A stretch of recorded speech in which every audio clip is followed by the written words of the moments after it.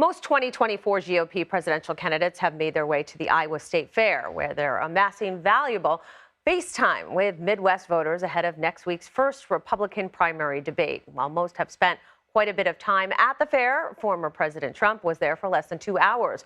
But his brief visit made a mark on those in attendance.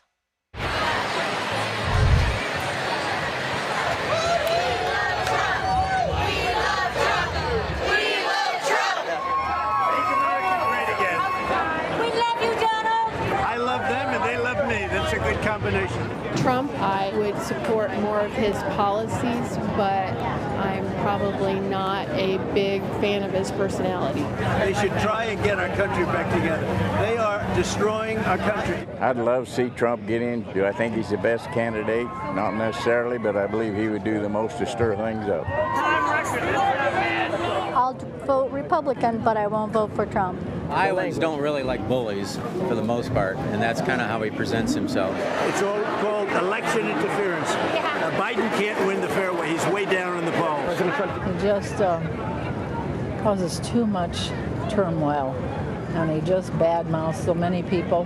Back in 2016, I don't think the GOP had a lot of really good candidates, and Trump came out and gained a lot of momentum. This time around, I think the landscape's different. I'm looking for a problem solver.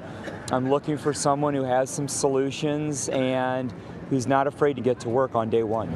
Right now, I think it's important that we try to establish and get homes for people that are here and to stop all the immigration. Abortion rights are really high on the issues. And we are going to take care of our country. We're going to take care of Iowa. And you're going to be proud of our country again. Right now, our country is a laughing stock all over the world. Let's get back to some core values of what America used to be, respecting each other. I'm tired of the rancor. I'm tired of the division. I'm tired of the name calling. I'm tired of everything being said and done except for solutions, finding solutions. Thank you, everybody. There for more on the candidates at the Iowa State Fair and the response from attendees. Musadiq Bidar joins us from the fairgrounds in Des Moines. So as we just saw, many voters are focused on Trump. What reaction have you seen to other candidates there? That's right. Good morning, Wendy. It's good to be with you. Former President Donald Trump, of course, had the biggest crowds and the biggest draw. He was here on the same day as Florida Governor Ron DeSantis. And while both of them dominated some of the attention on Saturday, there were other candidates here. Notably for me, on the first day of the fair, former Vice President Mike Pence, as he was walking around, there were a number of fairgoers stopping him and thanking him for what he did on January 6th. Also notable yesterday on Tuesday, as Senator Tim Scott was walking around the fairgrounds. There were a number of fairgoers who came up and told him that they had seen his campaign commercials on television here in Iowa. So they are starting to see him on the airwaves. They came up to him and told him that they love hearing what he's saying and that they wanted to keep talking to him more and more. Senator Scott spent a lot of time here shaking hands and meeting with everybody, and you could just tell that he was comfortable in that setting and in that retail politics environment. So those are some of the notable moments that have stood out for us over the last few days. All right, and on Tim Scott, here's a clip of what he had to say about the charges facing Trump. I would continue to say it as I see it, which is that we see the legal system being weaponized against political opponents. That is un-American and unacceptable. At the end of the day, we need a better system than that. And frankly, hopefully the President of the United States, where we have an opportunity to restore confidence and integrity in all of our departments of justice in the country. So what are the people you spoke to saying about the indictment, and is this the kind of message that they are supporting? Look, it's a mixed bag of reactions we're hearing from caucus goers here. I've had a number of people tell me that they are hesitant to support the former president because of these indictments. At the same time, they're not sure if they believe a lot of the charges he's accused of. They want to see this process play out.